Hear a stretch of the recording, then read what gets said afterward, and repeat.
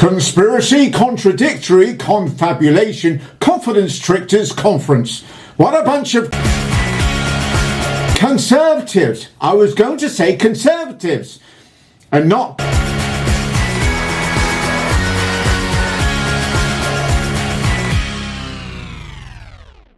Hello everyone, my name's Matt Johnston and welcome to The Interesting Times, a show that looks and laughs at the state of UK politics. It's Conservative Party conference and it's Rishi Sunak's first conference as leader. The question is, will it be his last? Yes. Now, why am I sounding so confident? So many reasons. So let's tackle just a few of them. He's not great at interviews. Wales's 20 miles an hour policy is insane. Yeah, I think imposing a blanket 20 mile an hour speed limit on areas is absolutely not right. It's not blanket though, is it? It doesn't reflect people's priorities. And these kind of blanket bans aren't the right proportionate approach. But also, it comes on top of this other policy, not to build any new roads as well. Like, when you take these things together, it seems like an attack on motorists. And it's rightly received the opposition that it deserves. I do have to pick you up. It's not a blanket ban, though. It's not a blanket speed limit. There's 30 miles, 40, 50, 60, 70, so it's not blanket. Well, I don't think that's quite right. No, that is right. It isn't a blanket ban. Ironic for a man on the side of motorists that he doesn't appear to be up to speed on anything, but that is a journalist from The Sun, a Murdoch-owned, for the time being, right-wing newspaper having to correct the Prime Minister twice on something that is so obviously wrong. The Conservative Party conference took place in Manchester, so there was only one real question people in the area wanted to know. Yes or no, will HS2, high-speed rail, come to this part of the world? Look, there's already spades in the ground on delivering it. That's not my question. Yes or no, is it coming here? I'm not going to comment on all this speculation. We've got a project, we've got spades in the ground, and we're getting on with it. Because can I just stop you there? You were the Prime Minister of this country. This is not asking you about speculation. You're not a columnist. You're not a backbencher with an axe to grind. You're not someone from the rail industry. You are the Prime Minister. This really isn't very good. A journalist having to tell him what he does is a bad sign. You're going through a process and no decisions being made. So is it the case that the Birmingham to Manchester section could still go ahead? Again, you're speculating on things that may or may not happen. We've got spades in the ground on HS2. Please, can we come up with a better answer than spades in the ground? We have spent 33 billion in transport projects in the north of England. There are spades in the ground with regard to HS2. But worth bearing in mind, the project is being built at the moment. There are spades in the ground. Apparently not. It's the political win of the Stepford wives. But after all this, eventually the only answer coming up from the Levelling Up party was the answer that everybody was dreading. So, I am ending this long-running saga. I am cancelling the rest of the HS2 project. Yes, that was the Prime Minister in Manchester in front of a podium boasting long-term decisions for a brighter future, cancelling HS2 to Manchester. Laura Kuenssberg showed Rich Rishi a word cloud of thoughts that people had about him. And ironically, there wasn't a wealth of words. Now you can see there, rightly or wrongly, what many people associate with you is your personal wealth. What does that make you think? Does that worry you if people might feel you're out of touch? Yes, in a monster, don't know, not sure and no idea was the overwhelming message when people thought about Rich Rishi. He's rich, hardly groundbreaking, but as bad as that word cloud was, remarkably, it wasn't as bad as last year's word cloud, which was shown live on BBC News and included some rather choice, if accurate, language. Then things went from stupid to really a bit odd. I'm a Conservative. Of course I want to cut taxes. The best tax cut that I can deliver for the British people right now is to halve inflation. Well, that was why it was the first of my priorities. It's a feature in the economy, but I want to Laura, ask you about Michael Gove's comments this morning. No, I think actually, no, I want if I to could, ask you, please, Michael Gove it's really important, because you just said something that I completely disagree with. Inflation is a tax. Just imagine how horrifying it would be if he was running the country, or indeed in charge of the nation's purse strings for the last 3 years before that. Just to be clear, inflation isn't a tax. And do you know what else isn't a tax? Everything that isn't a tax. So before the conference even started, there was trouble. A WhatsApp group calling themselves the Conservative Democratic Organisation. Who are they? Well, they're a bunch of right-wing Conservatives who can count amongst their numbers Jacob Rees-Mogg and Priti Patel, and boast that they are inclusive and have members from anywhere from the right-wing Conservative Party to the Reform Party. Yeah, self-awareness not a big thing for them. Anyway, they are all Brexiteers, some of who have suggested Tom Harwood as a potential future leader. Tom Harwood, for those who don't know, isn't a Conservative MP or indeed a member of the Conservative Party. So, if he did win any such election, this would be the clearest literal case of Brexiteers not knowing what they voted for. Just to let those CDOs know that Tom Harwood did actually stand as a Conservative councillor in the East Cheston ward in Cambridgeshire and garnered a magnificent 6, picking up a wholesome 336 votes, which, to be fair, is 336 more than Rishi got when he became Prime Minister. They're also not very happy with Rishi Sunak, comparing him to a doorknob. Well, they're half right, and certainly as you listen to some of his answers, you might think that he's a bit unhinged. A CDO is a breakaway faction of the Conservative Party who want to reduce tax, whatever the hell that is. And approximately 30 of them have signed a pledge that they will vote against any tax rises, including former Prime Minister and women saying, hey, remember me? Liz Truss. What I want to talk about today is 3 things that we can do now as Conservatives to really change the agenda. Axing the tax, cutting the bills, and building the homes. Great. From someone who doesn't understand how taxes work to someone who doesn't understand how money works. How is it possible that we have replaced Boris Johnson with people who are less capable than he was? Listening to her try to explain how to get out of this mess that she made is the equivalent of shitting on the economy and then suggesting that we fix it by eating more laxative tablet sandwiches. So what we need to do is we need to be hungry to get those businesses back. We need to be hungry to attract business to our country, and we need to make the Conservative Party the party of being hungry. Yes, don't worry, you're well on course in that regard. Liz delivered her speech at a growth rally, and look, it's working as a growth was spotted in the front row. And she delivered her speech in front of signs suggesting to make Britain grow again, or MBGA. Really just rolls off the tongue, doesn't it? And in front of arrows, not dissimilar to those used at the beginning of Dad's army. We're doomed. Also at the conference were the other right-wing Conservatives, the New Conservatives. So, what do they stand for? Between now and the next election, we need to show that we have a plan to deliver for them. Tough action on crime. Common sense, not extreme and radical ideologies. An end to illegal migration and real cuts to migration overall. An economy that prospers for everybody and leaves nobody behind. Yeah, just a bunch of people telling you what they're going to do in the next year, what they haven't done in the last 4. But what are their ideas? What specific taxes do you want to see come down? The example that we gave today is VAT. The VAT registration threshold has been £80,000 for a long time. Now, if you're a plumber and your turnover is £80,000, that doesn't make you rich because probably half of that or more is spent buying pipes and boilers and things like that. If we increase that threshold to £250,000, instead of deliberately squashing their businesses to not have to register for that's a massive tax cut for people earning a lot of money. But it's Miriam Cates there, mentioning that they will raise the VAT exemption level for plumbers making more than 80 grand a year. You know who else makes just over 80 grand a year? So, tax breaks for the rich. What else? And in some of these books, in some of these literature, they are saying that there's 76 different genders. Okay, Nick Fletcher making stuff up about gender identity. What else? All of these things can be funded through improvements in the way that government works. I'm afraid to say there's a huge waste in the public sector. Yeah, and hopefully next year we'll be able to do something about that. So what all the Conservatives, it seems, want during this conference is growth. And this conference proved that that's possible as the claims became more and more extravagant. First up, Education Secretary Gillian Keegan, seen here realising she's first up on a list of people being called liars.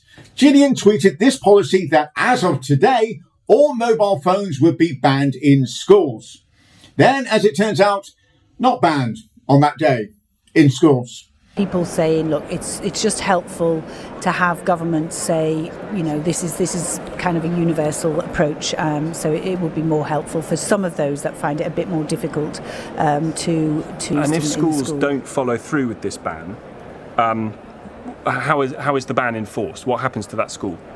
Well, it will be in guidance, so it's not statutory guidance. So it's not a ban, it's guidance, isn't it, really? It's guidance which now says, instead of it being a school-by-school policy, it's a guidance which will basically say, we think that mobile phones should not be in school during the school day. Next up, Secretary of State for Energy Security and Net Zero, and kebab about to be sheathed, Claire Coutinho.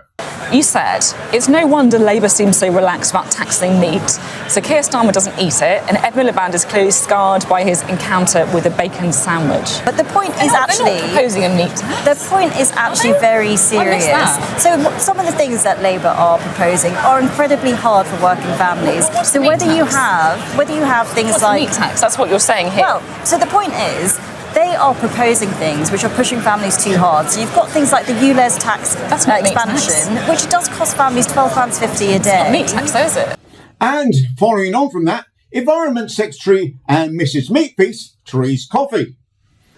But there are some green zealots who think our farmers should stop rearing livestock, and instead we should eat fake meat. But when people think of a meat feast, I want them to be thinking about our great Welsh lamb, our Aberdeen Angus beef, our saddleback pork, not some pizza topping. No one is saying farmers shouldn't rear livestock or suggesting a meat tax. That's just porkies. And then there was Tory London Mayor Hopeful, a woman just being told that the HS2 will now stop at Crazy Town, Susan Hall, who denies saying that the Jewish communities would be frightened of Sadiq Khan. Said that Jewish people are frightened of Sadiq Khan. No, I didn't say that. And here she is saying just that. But I tell you something else, I know how frightened some of the community is because of the divisive attitude of Sadiq Khan. One of the most important things that we can do when I become Mayor of London is to make it safer for everybody, but particularly for our Jewish community. And then she decided to go further by making up a statistic. Acceptable in London. Jewish people? Yes. Leaving the country? Yes, going to Israel. I mean, it shouldn't be in that state. Since Sadiq Khan has taken over, these sort of attacks have doubled, literally doubled. In fact, there were 920 anti-Semitic cases in 2022, but that represents a decrease from the year before of 27%. Also, Mark Harper, Secretary of State for Transport, then claimed some councils were telling people how many times and when they can go to the shops, even though no councils had told people how many times and when they can go to the shops. And finally, it was Michelle Donnellan and her bucket list. And you spoke about the slow creep of wokeism. What is wokeism? I think of it in two buckets, if you like. So the first bucket is the denial that facts are facts, and that this claim that facts are open to interpretation, which was what I was saying we're trying to deal with, because I'm the Minister for Science, and I believe that a Conservative government should be standing up for facts. Yes, Michelle picked that moment to claim that her party is the party of facts. Honestly, some people just bring it on themselves. There are a lot of people that have been calling for a meat taxation, and it's this government that have been stemming I'm not going to let this go. And all of the other things that he's saying, where he pretends to be saving us from a meat tax or compulsory shopping zones, and all this kind of nonsense is just not true. And you can just say whatever you like because that's political campaign. But we are the party that stands up for facts, and my announcement today... I'm going to pause you right there. So, was there anyone at this conference prepared to tell the truth? Surprisingly, yes. This is Andrew Boff, a Conservative London Assembly member and Conservative Party member of 50 years, who said this during Suella Braverman's speech. Whole institutions become captured. No. And of course, as always happens when the left gets the upper hand, those who fail to conform are persecuted, chased out of their jobs for saying that a man can't be a woman, scolded for rejecting that they're beneficiaries of institutions. Get out and take your compassion and humanity with you.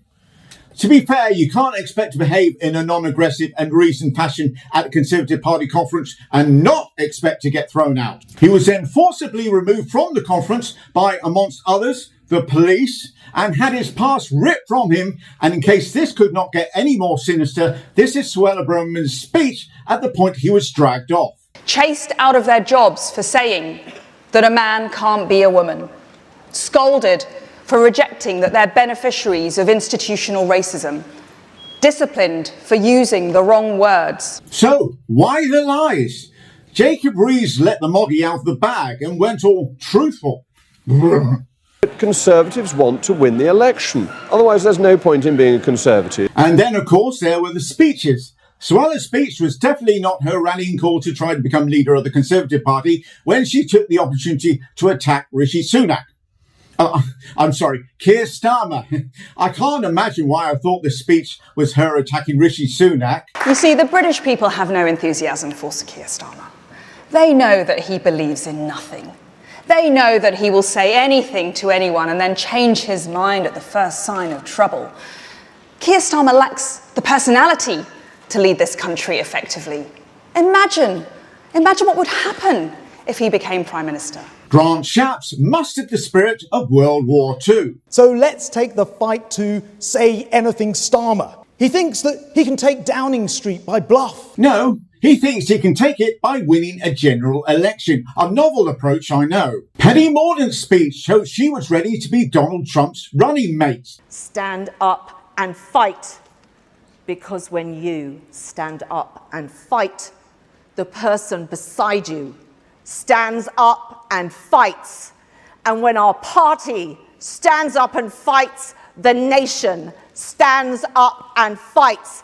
And when our nation stands up and fights, other nations stand up and fight. Stand up and fight. Stand up and fight. For what exactly? Against who? Honestly, I think that sword carrying's gone to your head. Stands up and fight. Sit down and shut up. To be fair to Penny, she had to do something, and she was a warm-up act for the cold fishy. Thank you. Conference, thank you. Thank you. Thank you, everybody. I'm sorry, I think that's enough. I sat through a lot of these speeches and interviews, and the lies, the constant stream of lies, lying to the British people, lying to the press. The good news, though, is that after a while you realise they've lied to everyone, including themselves. Be in no doubt, it is time for a change, and we are it. And that's it. No time to talk about future Conservative Party leader Tom Harwood at the conference as he took the opportunity to browse the merchandise. What is on sale for the Tory faithful today? Well, let's have a little look. It is a bag with Margaret Thatcher's face on it. Ah, a bag on a bag. No time to... Sorry, I have to do this. I have to show you Nigel Farage and Priti Patel dancing the night away.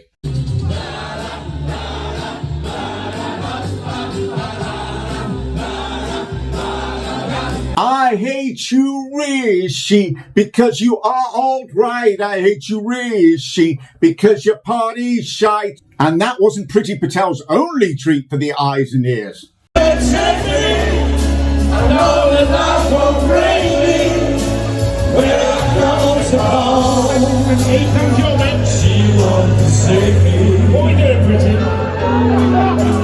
I'm voting Labour instead. Honestly, this stuff just writes itself. No time to talk about Rishi Sunak announcing that towns will receive levelling up funds, although most of those will be going to areas with Conservative MPs, including Scarborough and Whitby. And here is their MP, the working class lad that is Roberto Whedon-Son. North Yorkshire needs investment in its high streets. This £20 million is levelling up in action. And I know that your advocacy and Robert Goodwill's advocacy will ensure that money is spent well. Absolutely. We're going to reinvigorate the town centre in Scarborough and help us fulfil our full potential as a town. Thank you, Michael. No, thank you. No, fuck you. No time to talk about Tom Harwood. Again, well, he's going to be our next Prime Minister, so it's only fair we actually talk about him, passing a gathering of protesters and giving them a sick burn. Fantastic turnout, guys. Really great. Yeah, you can probably thank the Conservative Constabulary for that one, Tom. Here they are stopping a bus full of peaceful protesters from reaching Manchester. Here they are telling anti-Brexit protester Steve Bray where he can protest on a small island in a road, and here they are closing off said island using anti-terrorist legislation. If you did want to see how unpopular the Tories really are, maybe go over a couple of streets. Now, that is a great turnout. But there was some good news for Conservatives and Sunak. a poll showed that they had reduced the Labour Party's lead to 10 points. But could this poll be an outlier?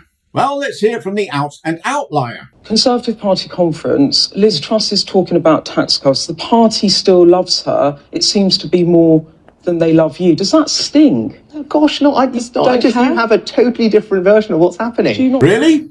Well, this is the main hall, and this is where Liz Truss had her speech. If you were really serious about the long term, why don't you just go to the country? Because that's not what the country wants. And we know that's not what the country wants because we haven't asked them. Much, it seems, will depend on the 2 English elections happening later this month. But if Rishi Sunak, the man that lost a leadership election to a woman that lost a leadership election to a lettuce, a man, lest we forget, that hasn't been voted in by his party, meaning technically that the only person that voted for him is him, if he loses both of those elections, then I predict that Sunak will be sunk and will show this knob the door. Before I leave you, this last bit is a personal appeal. Sorry, no jokes, but last month, my brother and sister-in-law caught COVID for the first time, and they were both pretty sick. This month, my partner and her son have both caught it. Again, they're pretty poorly. And last week, my sister-in-law's parents both caught it. Don't worry, they're all doing, relatively okay. But despite what people and indeed the government are trying to tell you, this virus isn't close to being done with us. Please be careful. Please consider wearing a mask. And if you're offered it, taking the booster. Thank you all so much for watching. And hey, if you've enjoyed it, then why not subscribe? And while you're there, also like, comment, share, and watch it again. And I'll see you all soon. Take care.